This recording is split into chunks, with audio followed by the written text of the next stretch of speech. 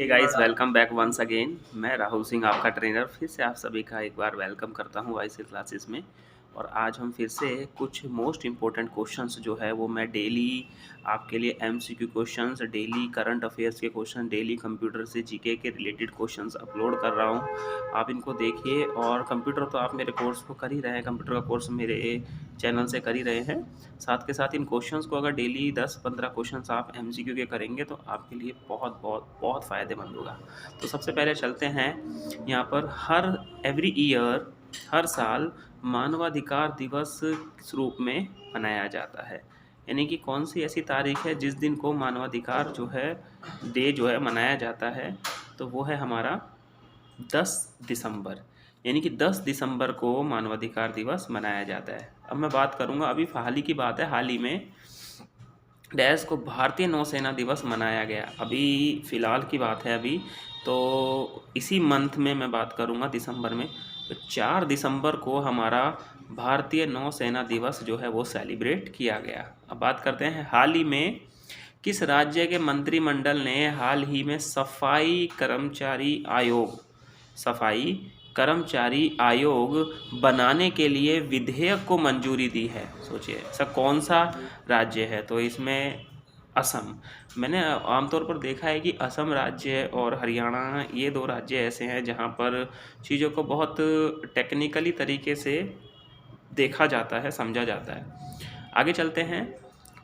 ये नाम है इनका दीना बोलुरेट। को निम्न में से किस देश की पहली महिला राष्ट्रपति के रूप में चुना गया है? इसका ना कई जगह पे, स्पेशली फर्स्ट पेज पर भी मैंने इनका देखा है। तो बहुत टाइम बाद तो इनका जो प्रिय वो है पेरू। एग्जैक्टली आप देखिएगा न्यूज़पेपर में इनकी मेन जो है फर्स्ट पेज पर टाइटल में इनका बताया गया है कि भाई पेरू जो है कंट्री है वो, वहाँ पर दीना बेलुआर्टे ने जो है पहली महिला राष्ट्रपति के रूप में उनको चुना गया है। बहुत अच्छी बात है। और महिलाएं हर एक क्षेत्र में उन्नति कर रही हैं। बात करें अभी रिसेंटली, इटली और यूके के साथ मिलकर ईयर 2035 तक अगली जनरेशन के फाइटर जेट का निर्माण करने की घोषणा की है किस कंट्री ने? तो यहाँ पर बात करेंगे सबसे पावरफुल, मैं टेक्नोलॉजी में इसको बोलता हूँ, और वो कंट्री है जापान। देखिए, हिरोशिमा और नागासाकी पर अमेरिका ने जब परमाणु बम गिरा दिया था, उसके बाद भी सुनामी भी आ गई, लेकिन फिर भी ये कंट्री खड़ी हो जाती है। किसकी वजह से?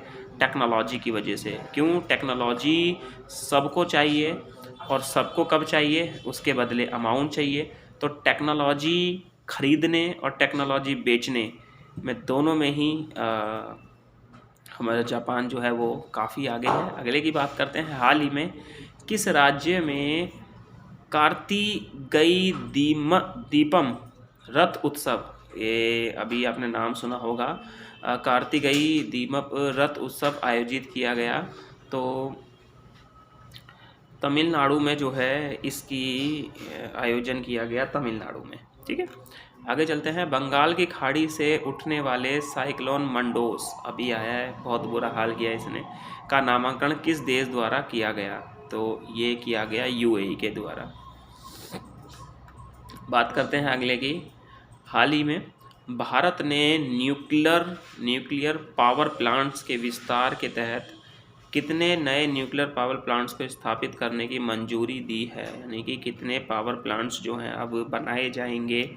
तो 5 पावर प्लांट जो हैं वो उसको बनाने की मंजूरी भारत सरकार ने दी है।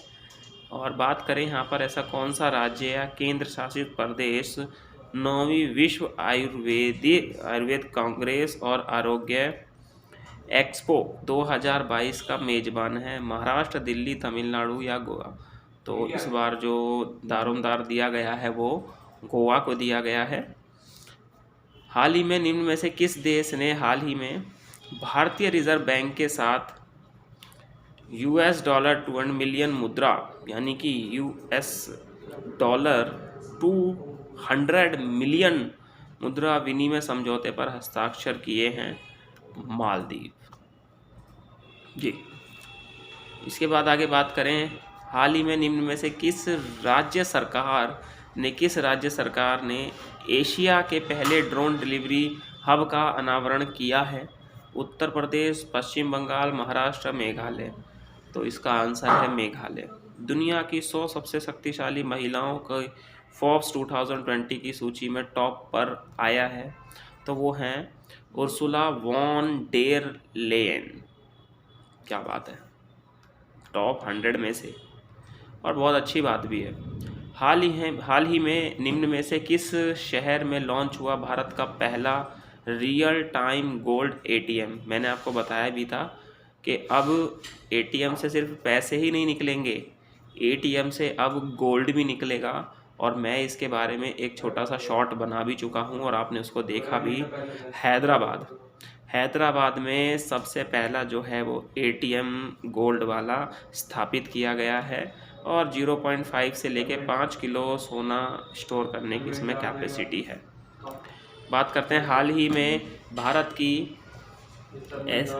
प्रेसिडेंट में G20 की पहली शेरपा बैठक का आयोजन इनमें से किस शहर में आयोजित की गई? मुंबई, उदयपुर, पोर्ट ब्लेयर या नई दिल्ली। तो उदयपुर में अभी रिसेंटली जो है इसकी आयोजित किया था शहर में।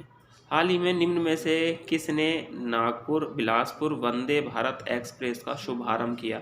अभी नागपुर और बिलासपुर के आपने देखा था ना वंदे भारत एक्सप्रेस का, उसमें तो राष्ट्रपति द्रौपदी मुर्मू, उपराष्ट्रपति जो है हमारे जगदीप धनखड़ और प्रधानमंत्री नरेंद्र मोदी या रेल मंत्री अश्विनी वैष्णव। तो प्रधानमंत्री श्री नरेंद्र मोदी जी ने जो है इसका उद्घाटन किया। राज्यसभा के नए सभापति के रूप में किसे नियुक्त किया गया है? तो यहाँ पर अभी मैंने नाम भी लिया, जगदीप धनखड़। जी हाँ, जगदीप धनखड़ हमारे राज्यसभा के नए सभापति के रूप में नियुक्त किया गया है। ये क्वेश्चन बड़ा इम्पोर्टेंट है। हाल ही में निम्न में से किस देश के राष्ट्रपति व्लादिमीर जेलेंस्की को time person of the year के रूप में नामित किया गया? ये बड़ी चर्चे वाली बात रही कि पूरे ऑल ओवर वर्ल्ड में ऐसा कौन सा पर्सन है जो कि टाइम में पर्सन ऑफ द ईयर के रूप में वो आए हैं। तो वो किस कंट्री के हैं? तो वो हैं यूक्रेन कंट्री के। अभी फ़िलहाल यूक्रेन और रशिया का वॉर भी चल रहा है, काफ़ी समय हो गया है, अर्थव्यवस्था दोनों ही देश को नुकसान पहुंचा है। लेकिन बात करें यूक्रेन की, तो यूक्रेन इस वक्त बहुत बुरी अर्थव्यवस्था से गुजर रहा है। हाल ही में भारत की स्टार वेट लिफ्टर और Olympic silver medallist Mirabai Chanu ने हाल ही में वर्ल्ड वेट लिफ्टिंग चैम्पियन में मेडल जीता है। वो गोल्ड है, सिल्वर है या ब्रॉन्ज है? तो उन्होंने अभी हाल ही में सिल्वर मेडल, मैं अभी पढ़ भी रहा था, तो हाल ही में सिल्वर मेडल जो है उन्होंने जीता है। बहुत गर्व की बात है हमारे भारत के लिए भी।